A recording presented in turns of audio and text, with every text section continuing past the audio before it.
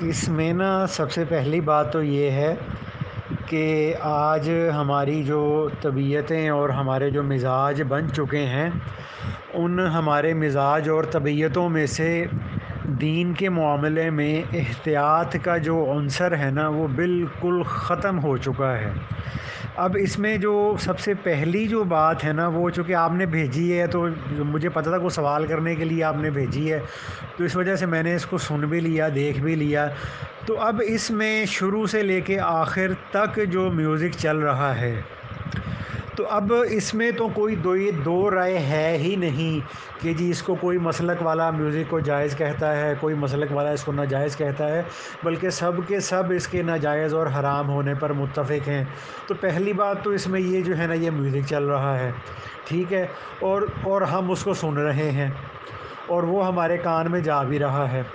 اور دوسری، اور اس میں ایک تو ہوتا ہے نا کہ انسان ارادتاً بیٹھ کے کوئی میوزک سن رہا ہے، کوئی سانگ سن رہا ہے، تو اس کے بارے میں نا انسان کو اپنے غلط ہونے کا بھی احساس ہوتا ہے دل کے کسی نہ کسی کونے میں، کہ یار یہ میں نے گانا سن تو لیا ہے، میں سانگ سن تو رہا ہوں، لیکن میں میں غلط رہا ہوں۔ ہاں ٹھیک ہے، اس سے اللہ نے منع تو کیا ہے، تو میں یہ گناہ کا کام کر رہا ہوں۔ تو لیکن جب ہم اس طرح کی اسلامک ریلیٹڈ ویڈیوز کے اندر ہم میوزک سن رہے ہوتے ہیں، تو ہمارے ذہن کے کسی کونے کے اندر بھی جو ہے نا یہ شائبہ تک پیدا نہیں ہوتا کہ یار یہ میوزک تو حرام ہے۔ تو اس لیے ایک تو ان چیزوں سے اس وجہ سے بچنا بھی ضروری ہے، اور دوسرا اب ہم اس میں اب وہ جو خواتین بھی اس میں کچھ اپنے کمنٹس دے رہی ہیں ایک دو جگہ پہ، تو اب جب ہم ویڈیو وہ اس کو دیکھ رہے ہیں تو ہماری نظر کے سامنے وہ خواتین بھی آ رہی ہیں، تو ہماری نظر اب اس پہ بھی جا رہی ہے۔ اب یہ تو پتہ نہیں ہوتا کہ نہیں ہوتا کہ جی ہم جب یہ ویڈیو دیکھ رہے تھے تو ہم نے جب وہ لڑکی سامنے آئی ہے تو ہم نے اپنی نظر کو نیچے کر لیا، اب یہ تو کوئی اللہ والا ہی ہوگا، لیکن ہم اس کو بھی ہضم کر جاتے ہیں، ٹھیک ہے، تو اس کے بھی غلط ہونے کا ہمیں احساس کوئی نہیں ہوتا۔ تو ایک یہ چیز بھی اس میں غلط تھی کہ اس طرح کی ویڈیوز میں پیچھے میوزک چل رہا ہوتا ہے اور پھر اس طرح سے غیر محرم جو خواتین سامنے آتی ہیں، تو ایک یہ چیز ٹھیک نہیں ہوتی۔ تو یہ ہماری طبیعتوں کے اندر سے بالکل احتیاط کا جو یہ ایک عنصر ہے نا وہ بالکل ختم ہو چکا ہے۔ اور دوسری بات یہ ہوتی ہے کہ اس میں وہ غالباً 2 منٹ اور 28-29 سیکنڈ کے قریب جا کے نا وہ پوری داڑھی والے ایک بزرگ سے ہیں، وہ تشریف لاتے ہیں اور وہ یہ فرما رہے ہیں کہ جی اللہ تعالیٰ نے اس ہندوستان کی سرزمین پر جس کو دینے کا اختیار دیا ہے، وہ اس طرح سے وہ بات کر رہے ہیں۔ تو اصل میں تو جو دینے والی ذات ہے وہ صرف اور صرف اللہ تعالیٰ ہی کی ذات ہے، اس میں کوئی دو رائے نہیں ہے۔ اور آج کل ہم اکثر اپنے محاورتاً یہ باتیں کر لیتے ہیں کہ جی وہ فلاں ڈاکٹر صاحب ہے، اللہ نے اس کے ہاتھ میں بڑی شفا رکھی ہے۔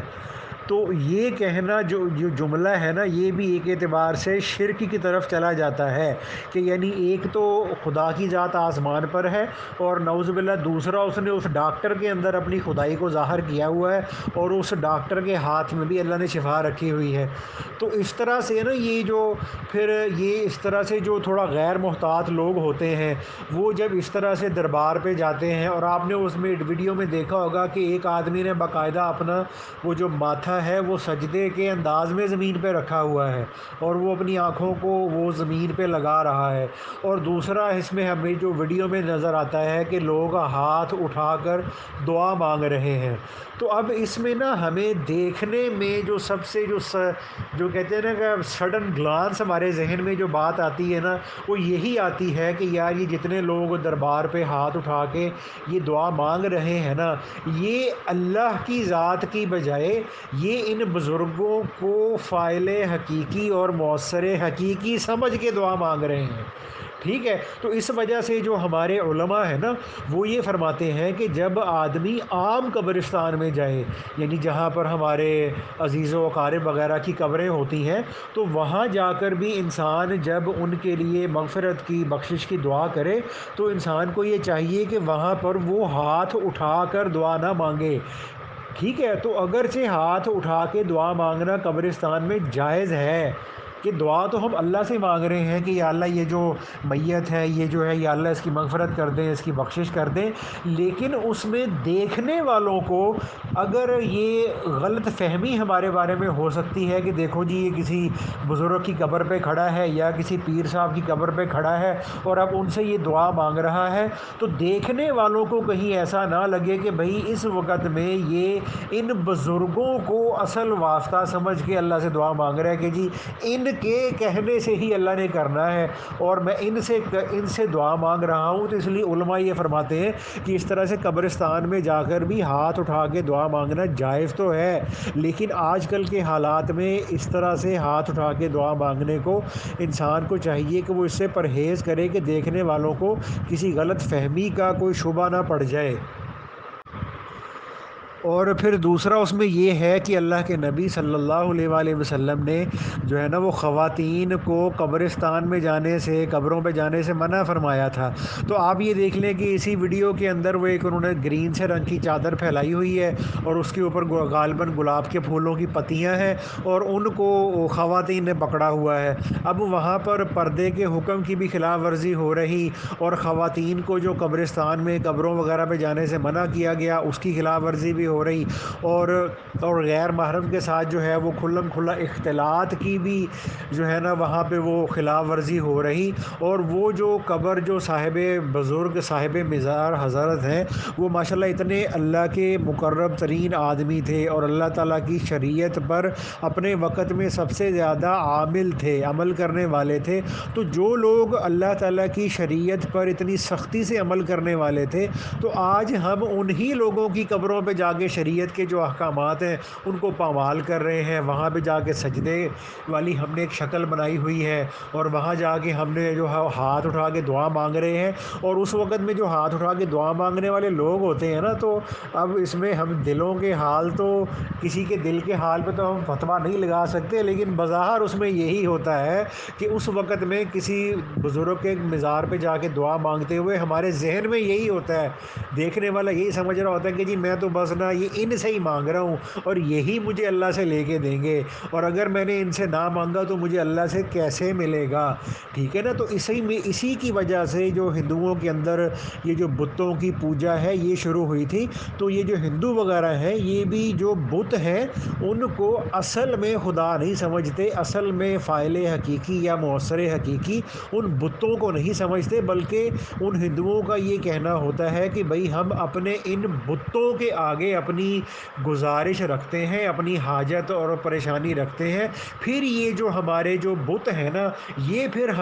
ہمارے لیے ہمارے بھگوان سے سفارش کرتے ہیں کہ آپ یہ جو لوگ ہیں ان کی پریشانیاں مصیبتیں آپ ٹال دیں۔ تو اس طرح سے نا اس میں ایک ہندوؤں کے ساتھ ایک مشابہت کا بھی ایک نا وہ خطرہ پیدا ہو جاتا ہے۔ تو اس وجہ سے یہ جو ہمارے جو احناف میں جو علماء دیوبند کا جو طبقہ تھا انہوں نے پھر اپنے وقت میں یہ جو ہمارے جتنے بھی یہ بڑے بڑے اولیاء تھے ہندوستان میں، پاکستان میں، ان کی قبور پر جو سالانہ عرس ہوا کرتے تھے، ٹھیک ہے، تو ان عرس وغیرہ کی ہمارے جو دیوبند کے حضرات تھے انہوں نے اس کو بالکل ترک کر دیا۔ اس کی وجہ یہی بنی تھی کہ اصل میں یہ جو عرس ہوا کرتے تھے ان کی جو بنیاد تھی وہ یہ تھی کہ وہ جو بزرگ جن کی وہ قبر ہے ان قبر صاحب قبر کی جو وفات کا دن ہوتا تھا نا، اس وفات کے دن پر ان بزرگوں کے سارے جو خلفاء تھے اور پھر آگے ان خلفاء کے جتنے خلفاء تھے، پھر ان سارے بزرگوں کے جو خلیفہ تھے ان کے جو مریدین ہوا کرتے تھے وہ ان 3-4 دنوں کے لیے نا، جیسے ہم آج کل کے دور میں ہم کہتے ہیں کہ ریوڑ کا اجتماع ہو رہا، لاہور کا اجتماع ہو رہا، تو وہ ان 3 دنوں میں اپنے ان بزرگ کے مزار پہ جمع ہوتے تھے اور ان 3 دنوں کے اندر پھر ان کی جو روحانی اصلاح کا جو بندوبست تھا، جس کے لیے یہ جو ہمارا خانقاہی نظام ہے اس کے اعمال ہوتے تھے، یعنی فجر کے بعد ذکر کی مجلس ہو رہی ہے اور صبح کو 10 بجے بھی کوئی عمل ہو رہا، ظہر کے بعد پھر کوئی جو ہے وہ روحانی کوئی کتاب پڑھی جا رہی، عصر کے بعد پھر تصوف کی کوئی کتاب پڑھی جا رہی، مغرب کے بعد پھر ذکر کی مجلس ہو رہی۔ تو وہ جو وہاں پر ابتدا کے اندر 3 دن کے لیے جمع ہونا ہوتا تھا